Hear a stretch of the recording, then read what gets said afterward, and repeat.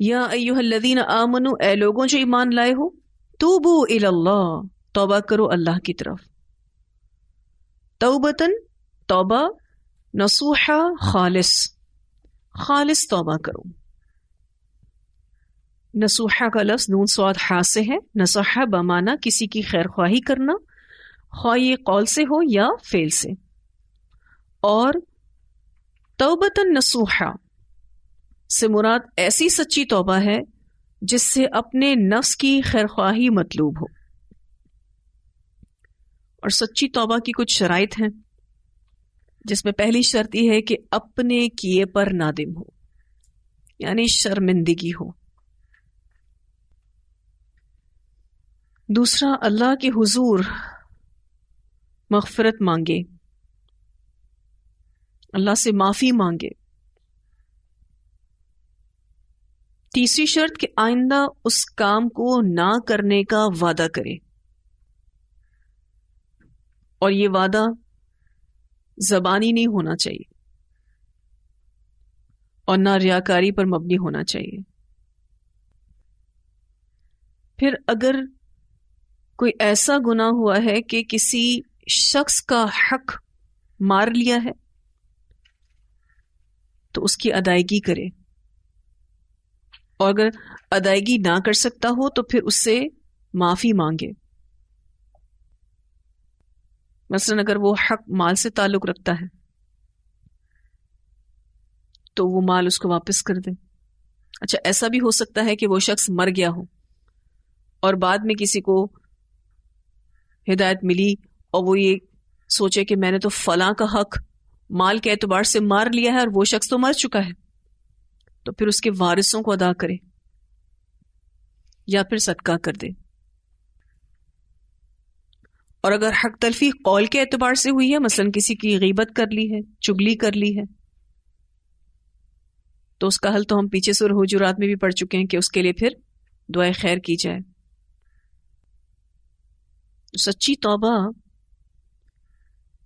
یہی ہے کہ اپنے کیے پر نادم ہو، استغفار کرے اور آئندہ اس کام کو نہ کرنے کا وعدہ کرے، اور یہ سچا وعدہ ہونا چاہیے۔ عسیٰ ربکم، امید ہے کہ تمہارا رب، ان یکفر، یہ کہ دور کر دے گا، عنکم، تم سے، سیئاتکم، تمہاری برائیاں، ویدخلکم، اور داخل کر دے گا تم کو، جنات، باغوں میں، تجری، بہتی ہیں، من تحتها الانہار، ان کے نیچے سے نہریں۔ اس سچی توبہ کا فائدہ یہاں یہ بتایا جا رہا ہے کہ اللہ تم سے تمہاری برائیاں دور کر دے گا، تمہیں ایسی جنتوں میں داخل کرے گا جس کے نیچے نہریں بہتی ہیں۔ یوم، جس دن، لا یخزی اللہ، نہ رسوا کرے گا اللہ تعالی، النبی، نبی صلی اللہ علیہ وسلم کو، والذین آمنوا، اور ان لوگوں کو جو ایمان لائے، معہ، اس کے ساتھ۔ لا یخزی اللہ، نہ رسوا کرے گا اللہ تعالی، مراد یہ کہ جہنم کے عذاب سے بچا لے گا، کیونکہ کل قیامت کے دن کی سب سے بڑی رسوائی یہی ہے کہ کوئی انسان جہنم رسید ہو جائے۔ تو اللہ تعالیٰ یہاں یہ واضح طور پہ بتا رہے ہیں کہ رسول اللہ صلی اللہ علیہ وسلم اور ایمان والے، ان کو اللہ رسوا ہونے سے بچا لے گا۔ ایک تو اللہ تعالیٰ ان کو جہنم کے عذاب سے بچائے گا، دوسرا اللہ ایسے لوگوں کو فضل اور شرف سے بھی نوازے گا، بلند مقامات پر پہنچائے گا۔ نورہم، ان کا نور، یسعی، دوڑ رہا ہوگا، بین ایدیہم، درمیان ان کے دونوں ہاتھوں کے، یعنی ان کے آگے آگے ان کا نور دوڑ رہا ہوگا،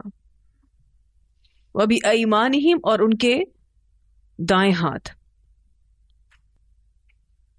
اس کی تفصیل ہم سورہ حدید میں بھی پڑھ چکے ہیں کہ ایمان والوں کا نور ان کے ہاتھوں میں اور دائیں جانب ہوگا۔ یقولون، وہ کہہ رہے ہوں گے، ربنا اے ہمارے رب، اتمم لنا تمام کر دے ہمارے لیے، نورنا ہمارا نور، واغفر لنا اور بخش دے ہم کو، انکا بے شک تو علی کل شیء قدیر ہر چیز پر قدرت رکھنے والا ہے۔ یہ اہل ایمان دعا کریں گے جب وہ منافقین کا نور بجھتا ہوا دیکھیں گے۔ اس بات کی تفصیل ہم سورہ حدید میں پڑھ چکے ہیں کہ یہ نور اہل ایمان کو اس وقت عطا کیا جائے گا جب میدان محشر میں لوگوں کے اعمال کا فیصلہ ہو چکا ہوگا، اور اب آخری آزمائش پل صراط کی باقی ہوگی۔ اس پل صراط کو عبور کرنے کے لیے ان کو عطا کردہ نور مدد کرے گا۔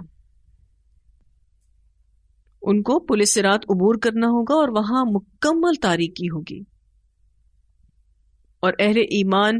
اس نور کی روشنی میں ہی آگے بڑھتے جائیں گے، اور پھر جو ان کے ساتھ آگے پیچھے منافقین ہوں گے، ان کا نور جب بجھ رہا ہوگا تو وہ اللہ تعالیٰ سے دعا کریں گے کہ اللہ تعالیٰ تو ہمارے نور کو پورا کر دے، ربنا اتمم لنا نورنا، اللہ جنت تک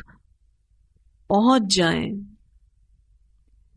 یہ نور تب تک باقی رہے،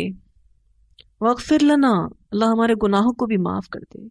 جو غلطیاں کوتاہیاں کر کے ہم آئے ہیں اللہ تو اس کو معاف کر دے، کہیں ایسا نہ ہو وہ کوتاہیاں یہاں اٹکا دے ہمیں۔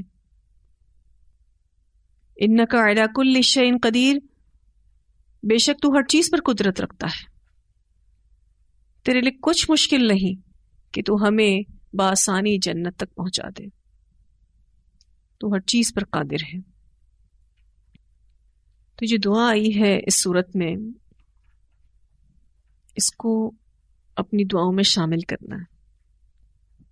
تاکہ اس دنیا میں اس نور یعنی قرآن کے ساتھ اللہ ہمیں جوڑے رکھے، ہمیں اس کے ذریعے ہدایت ملتی رہے، اور ہم اس نور کے ساتھ ہی اس دنیا سے رخصت ہوں،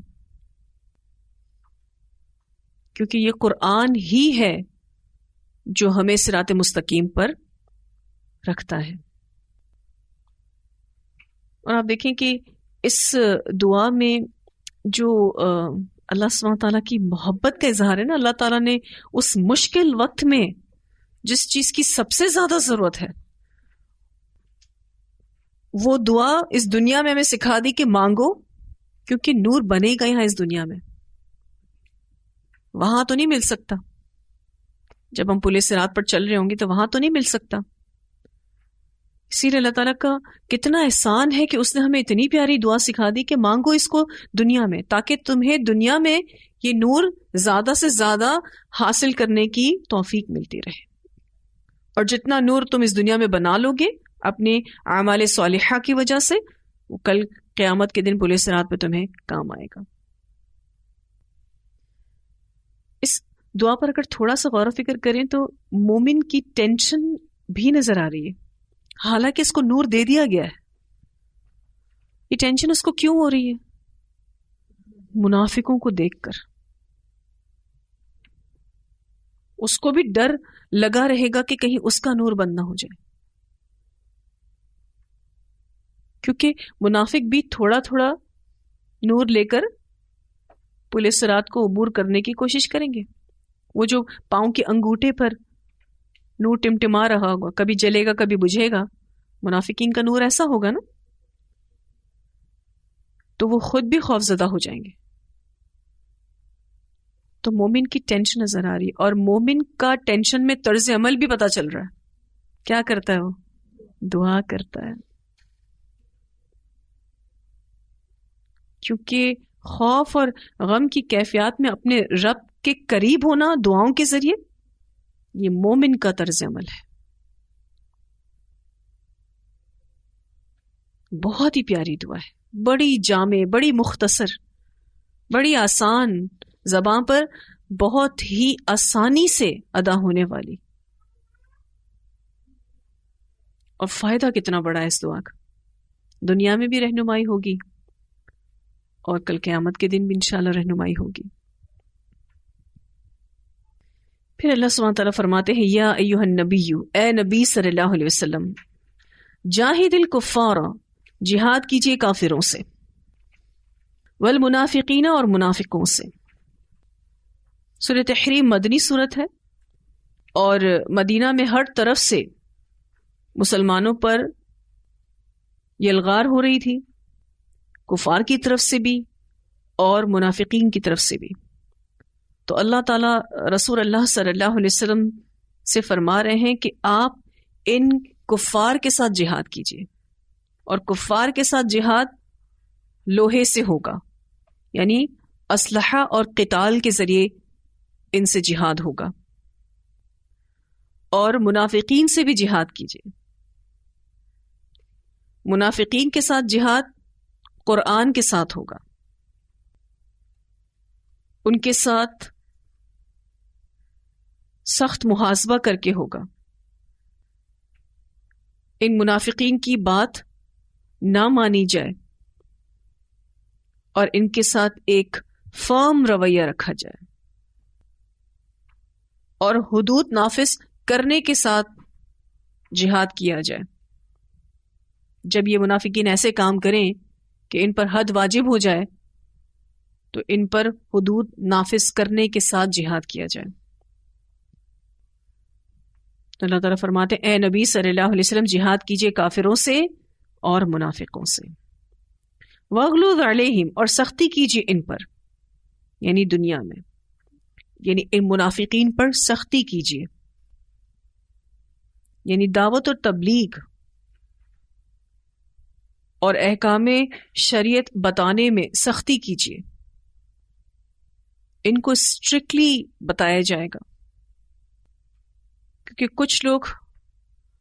پیار سے بات نہیں مانتے۔ تو ان منافقین کے اندر چونکہ منافقت ہے تو ان تک دعوت و تبلیغ کا کام سختی کے ساتھ پہنچایا جائے گا، کیونکہ والمنافقین کے بعد آ رہا ہے نا وَاغْلُظْ عَلَيْهِمْ، تو منافقوں کے ساتھ جہاد کرنا اور ان کے ساتھ سختی بھی کرنی ہے۔ وَمَأْوَاهُمْ جہنم، اور ان کا ٹھکانہ جہنم ہے، کافروں اور منافقوں دونوں کا ٹھکانہ جہنم ہے، وَبِئْسَ الْمَصِيرُ، اور بدترین ٹھکانہ ہے۔ دونوں کا انجام ایک ساتھ بتایا گیا، کافر اور منافق جہنم میں ہوں گے کہ دونوں کے کام ایک جیسے تھے، اسی لیے انجام بھی ایک جیسے ہی ہیں۔ تو اتنی آیات کی تلاوت سنتے ہیں، پھر انشاءاللہ آگے پڑھیں گے۔ یا ایھا الذین آمنوا قوا انفسکم، یا ایھا الذین آمنوا قوا انفسکم واہلیکم نارا وقودها الناس والحجارة عليها ملائكة غلاظ شداد لا يعصون الله ما أمرهم ويفعلون ما يؤمرون يا أيها الذين كفروا لا تعتذروا اليوم إنما تجزون ما كنتم تعملون يا أيها الذين آمنوا يا أيها الذين آمنوا توبوا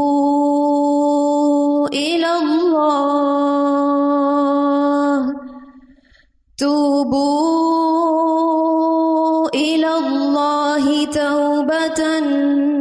نصوحا عسى ربكم أن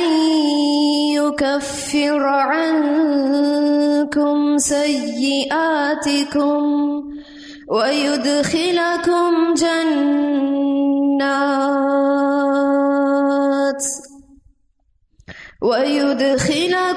جنات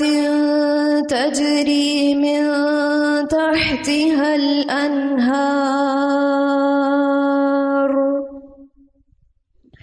يوم لا يخزي الله النبي والذين آمنوا معه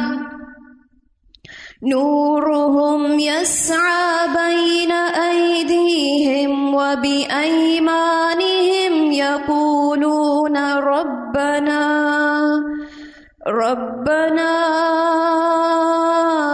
أتمم لنا نورنا واغفر لنا إنك على كل شيء قدير يا أيها النبي جاهد الكفار والمنافقين واغلظ عليهم ومأواهم جهنم وبئس المصير.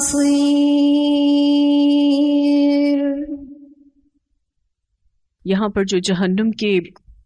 فرشتوں کا ذکر آیا ہے یہ تعداد میں 19 ہوں گے. اس بارے میں سورۃ المدثر میں آتا ہے،